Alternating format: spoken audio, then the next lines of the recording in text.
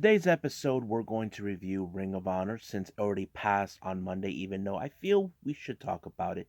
We're also going to talk about MLW with the semifinals of the Opera Cup, the NXT UK, which is very interesting, where we're going to see A Kid versus Tyler Bate, but also 205 Live.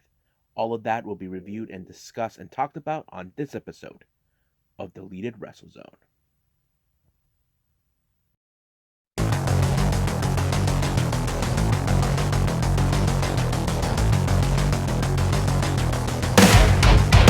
Are you ready? Get up, get up! Get up, get up! Get up, get up! Get up, get up! Get up, get up! Get up, get up!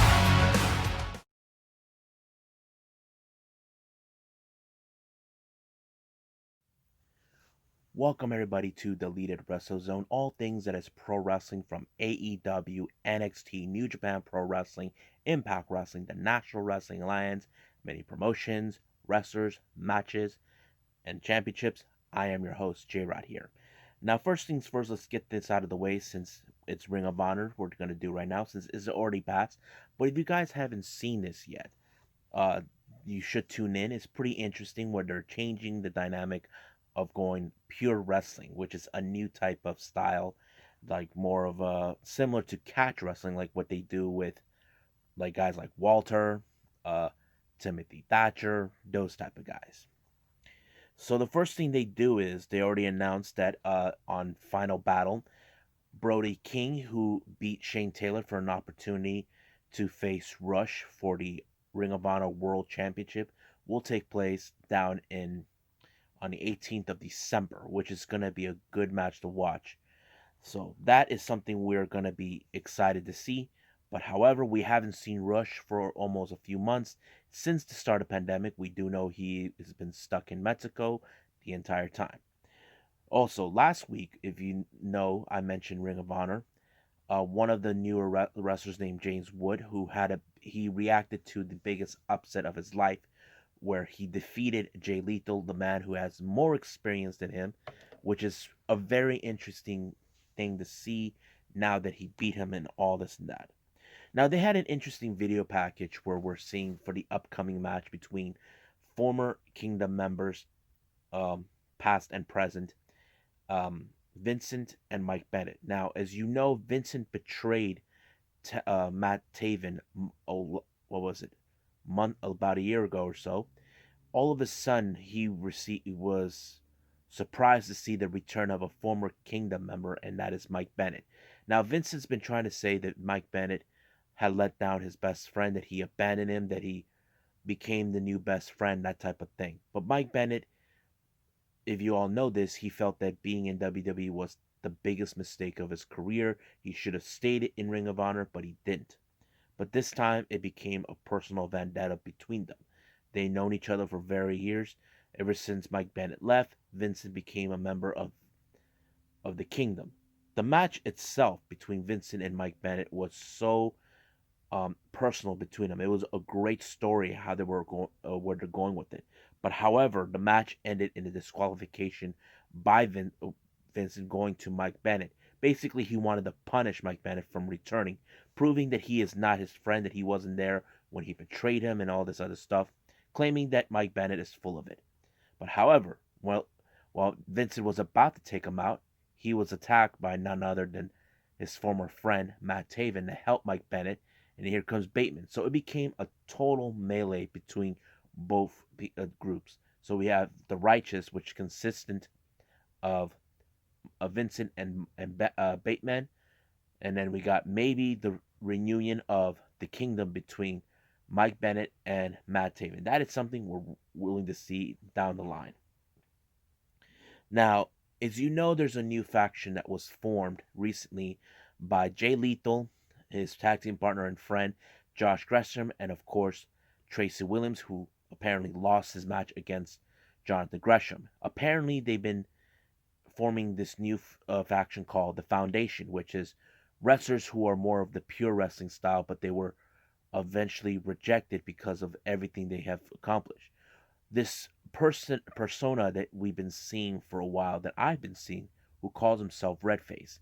Now he was he want Jay Lethal wanted to expose him, but Tracy Williams decided, let's wait a little while. So the more they were saying, it was revealing who is this character named Redface.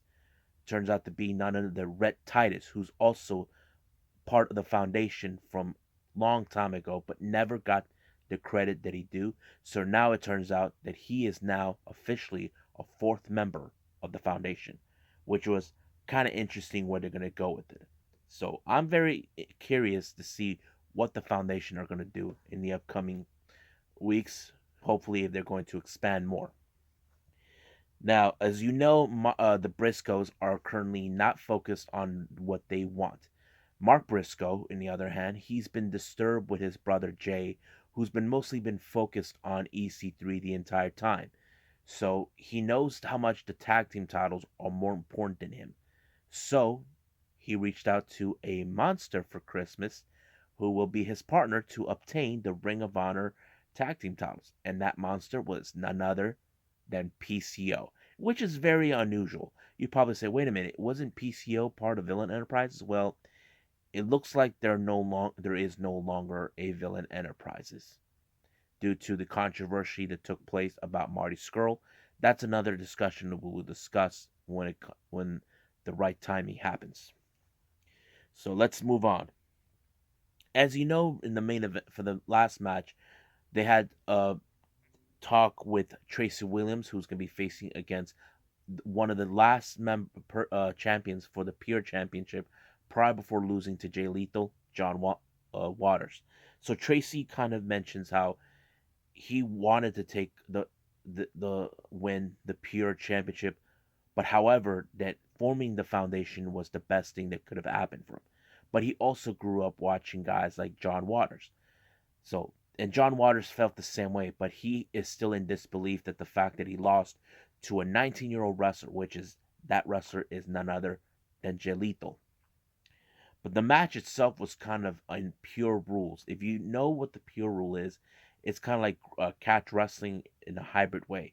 But you do get a rope break if you're in a submission, reaching for the rope, then you pull away. So basically, that's what they're doing now. The match was good. I'm not gonna lie. But do I see it as a high expectations? I don't know yet. So the match was alright, but it ended in Tracy Williams' favor, so he took the W on this one. But we'll follow more on this whole thing. We do know that Flip Gordon will be in action to face for the Pure Championship against uh, Jonathan Gresham. So, I think that's it for now, what we got for Ring of Honor. I say let's jump in with Major League Wrestling's MLW Fusion.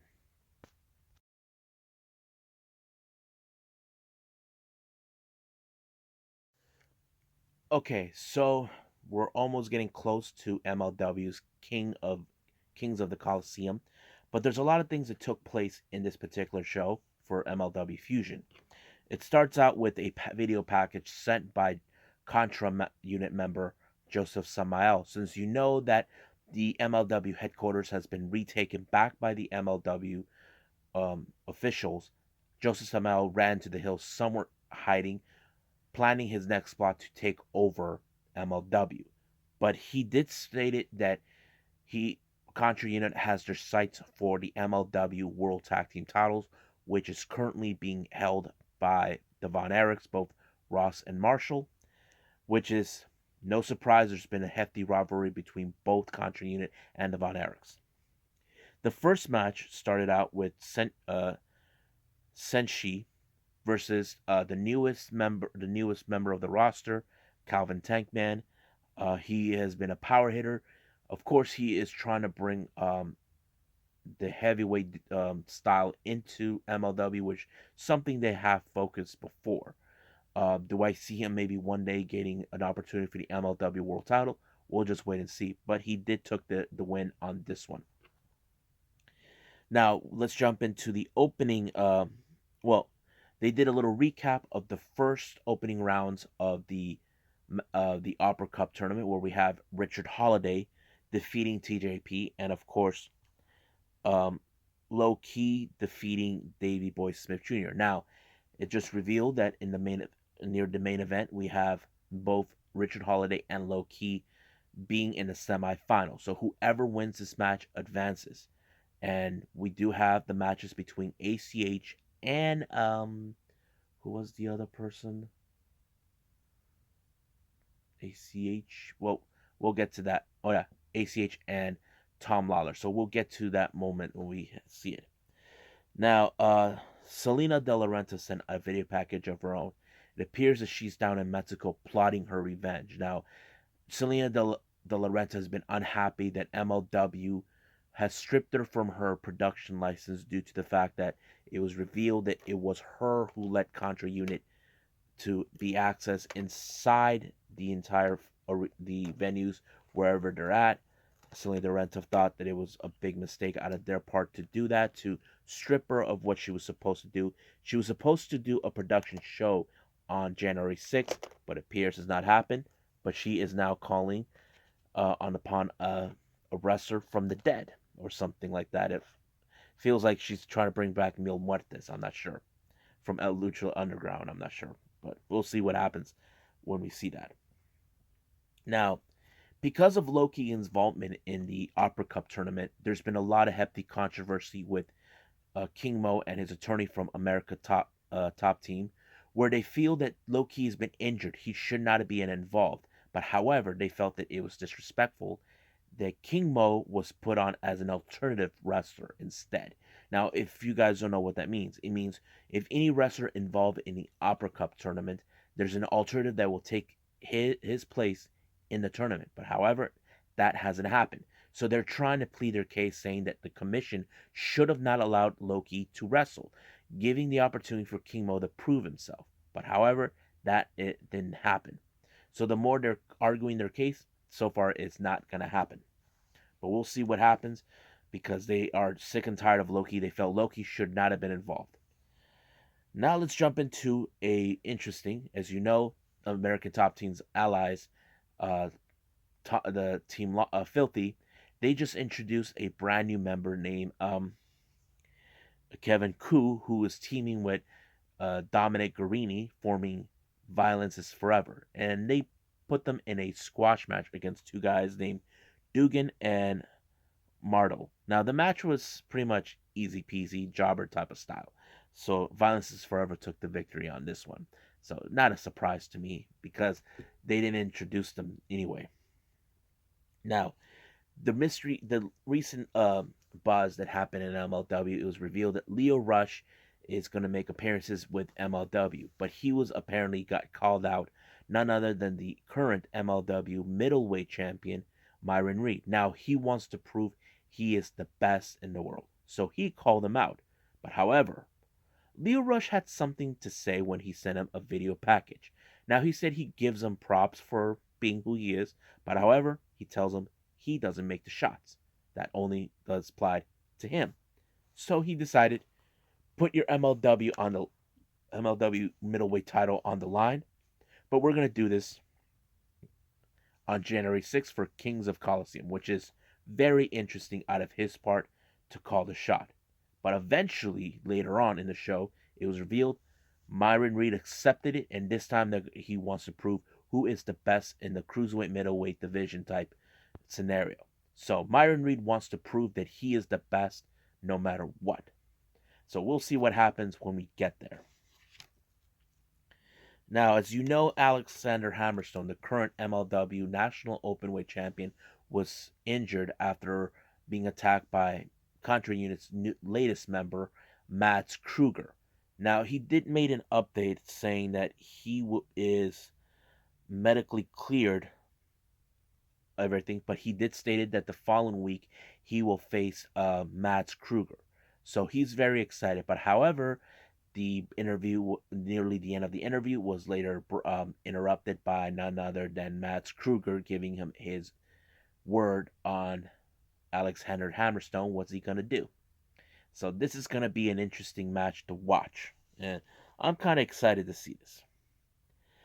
Now, we're now in the semifinals of the Opera Cup. They're only going to throw one match right now, and then the other next following week, whoever wins that match, these two semifinals, will go to the finals. The match consisted of Richard Holiday, the so-called Caribbean champion, even though he's not. He stole that title from Savio Vega, facing off against Low Ki. Now, this is an opportunity for Low Ki. Now, he's one of those guys that I do see he could win the finals. So it was a really interesting match to see, but however, it did not go well for Richard Holiday. He lost miserably. He even tried every possible way to win the match, but it did not. So Low Ki took the victory on this one and handed him back the so-called title that he stole from Savio Vega.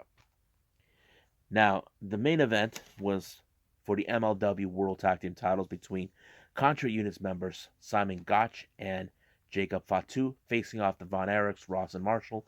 The match was pretty hard hitting. It was going great from the moment, but it ended in no contest with Filthy Tom Lawler and his cohorts, Guarini and Kevin Koo, attacking them. As you know, Tom Lawler felt for a long time that the Von Erichs has held him back since he aligned themselves with them last year.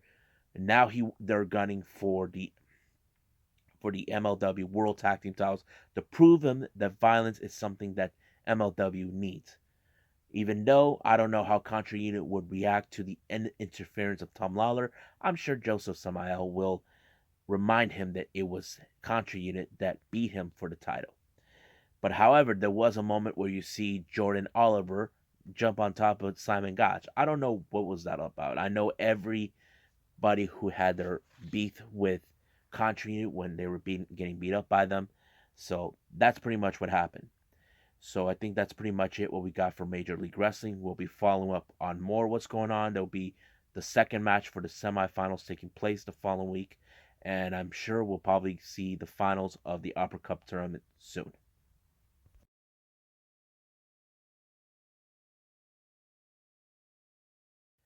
Okay, so I decided, to throw in both NXT UK and 205 Live all in the same category because they're both short.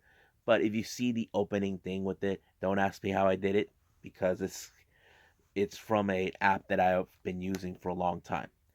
Now, the first match of NXT UK was none other than the open challenge for the NXT Cruiserweight Jordan Devlin. So he called out for his opponent, and the opponent who responded was Oliver Carter. Now, I don't know if it was the right choice for him to be facing a guy like the Irish Ace. It was a good match, very hard hitting, but however, Devlin always says, never bet against the Irish Ace, or never bet, or whatever he calls it. But he does have his sight on since he has been pretty much upset with the whole thing with the cruiserweight. I don't know when that's going to happen, but he did took the W on this one against Oliver Carter. And I'm sure he's calling out for more competition down the line. There's still no word if he is going to put the title on the line the following week or in 2 weeks. So we'll pay attention on that when we see it.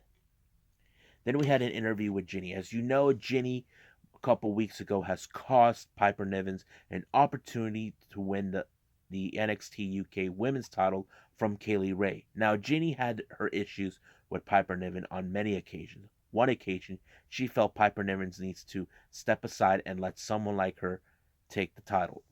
So that's always been like that for her. So she's giving her warning to stay out of her business, or if she gets in her face, there'll be some fighting involved, as she says it.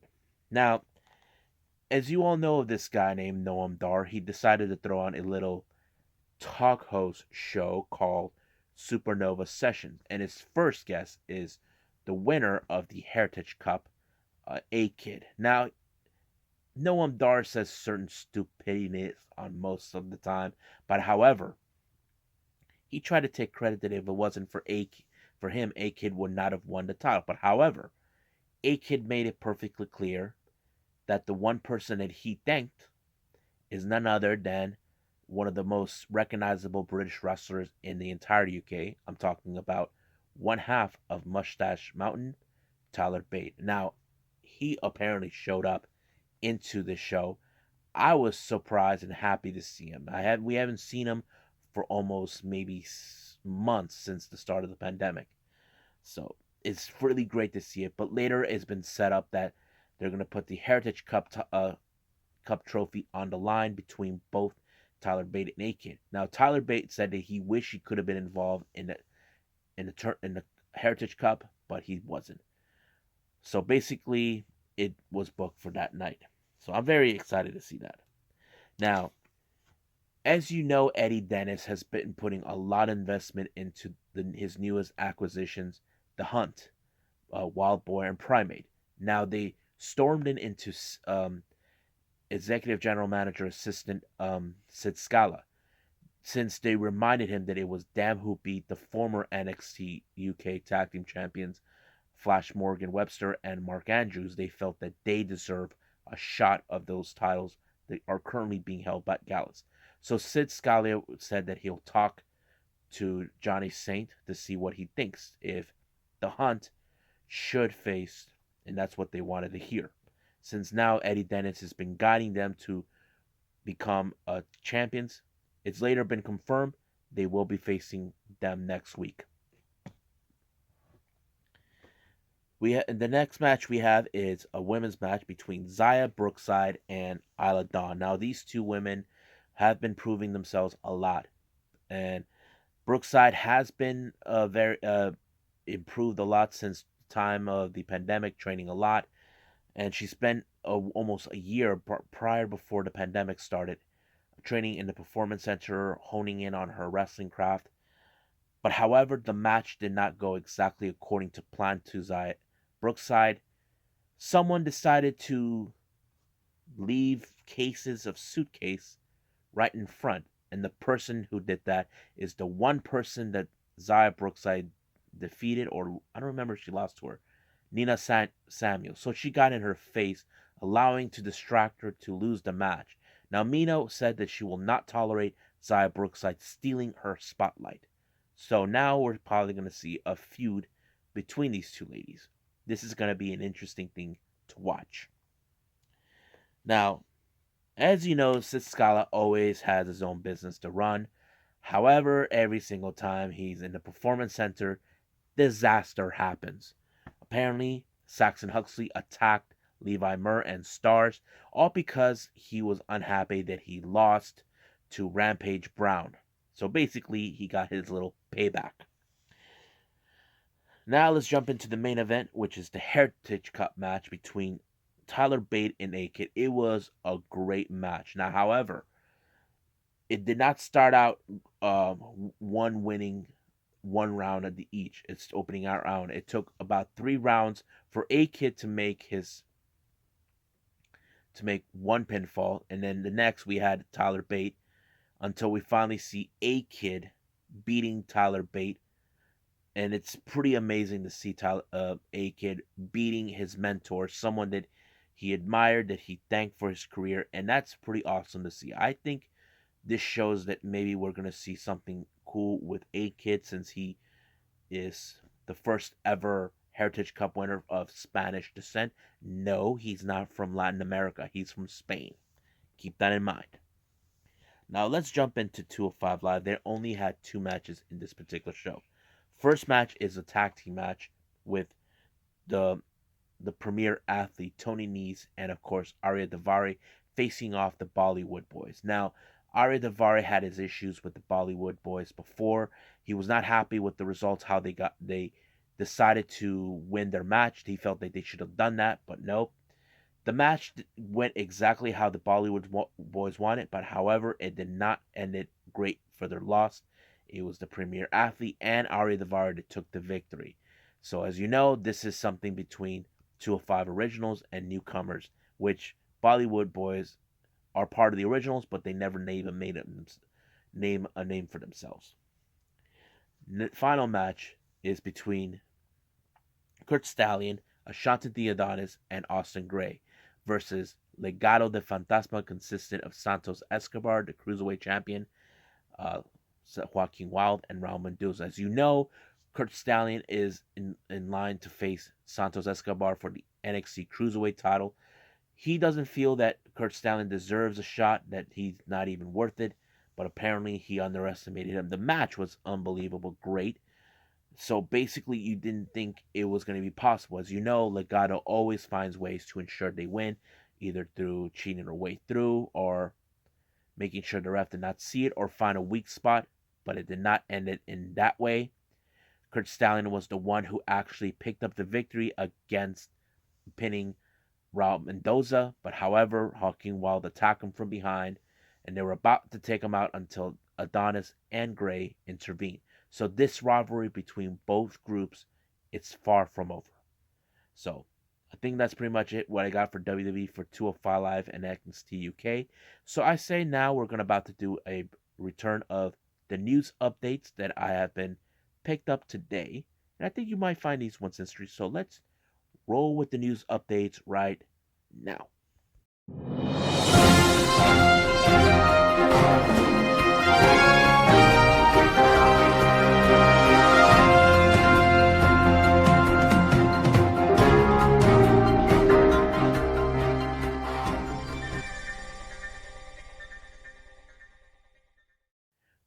Okay, so as you know, recently for a long time, Triple H has been trying to expand more of the NXT brand worldwide. Now, the next official stop that they wanted was Japan. And I do know they have been talking about having an NXT Mexico, but it appears that maybe it may not happen in those two countries yet. But however, they had to put a pause on that due to the pandemic. And now it's been rumored and talked that there is going to be another NXT show, but this time it's very unusual with with a country. This one is coming from India. Yes, folks, there's going to be an NXT India. Now, you ask yourselves, how is that possible? Why are they going to have an NXT UK down in India? Now, if you guys don't know this, we already have a champion who actually from WWE, a former champion who has his own school there and a promotion, and I'm talking about none other than the Great Khali. So he has a good relationship with them. Now, however, as you must know, there have been wrestlers that came from India to went to the performance center and tried out. So basically, this is going to be a perfect opportunity. They do have a partnership with one Sony network down in India to broadcast their shows down there in the NXT India, but they will put them on the NXT network. So do I see this success? Well, it appears since what's his name, Jinder Mahal was won the WWE Championship. That kind of raised the bar to have a build up a market into India. So that's kind of like the point what they were doing. Now we don't. It's already been announced that they will release this show will be launched in next month in January of 2021.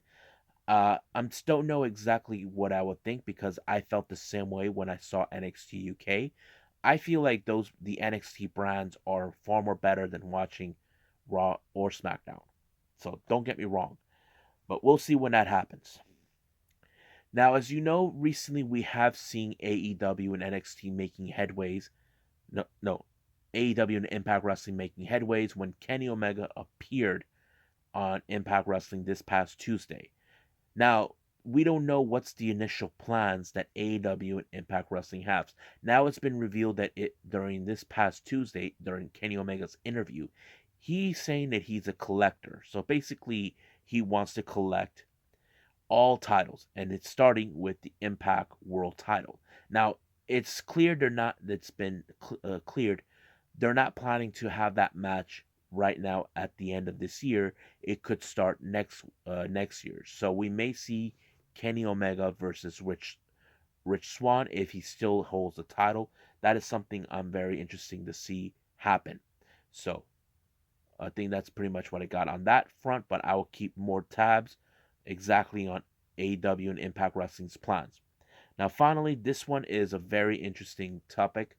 As you know, the North one half of the North members tag team group, Ethan Page, it's been revealed that his contract with Impact Wrestling will expire at the end of this month of December. Now, there is no indication whether he will be renewed, but there has been talks that there's renegotiating for a renewal, but it appears that he could be leaving Impact. We don't know if that's going to be 100% confirmed if he is going to be leaving, or there will be talks of the renewal that they've been talking about. As you know, Ethan Page has been with Impact for over a year now, being one half of the tag team champions, the North. As you know, Josh Alexander, his partner, he has 9 months to go on this contract, so we could see Ethan Page leave. And if you guys do say, oh, what if he goes to another promotion like WWE or AEW? Well, that's his choice, whatever they decide to offer him. So we'll see where they're going to go with it. So I think that's it for now for the news updates. I hope you guys enjoy this episode. So keep in mind, the next episode, I'll be throwing the finals for the best of the Super Juniors and World Tag League, um, New Japan Strong, and of course, the Super J Cup. All of that will be, you know, on the next episode. An entire episode full of New Japan stuff. So I'm excited, and I did see the finals. I won't talk about this on this episode right now. I've decided I'm going to save it for the following day. So I must bid all of you guys adieu. So goodbye, mwah, and have a nice day. Bang!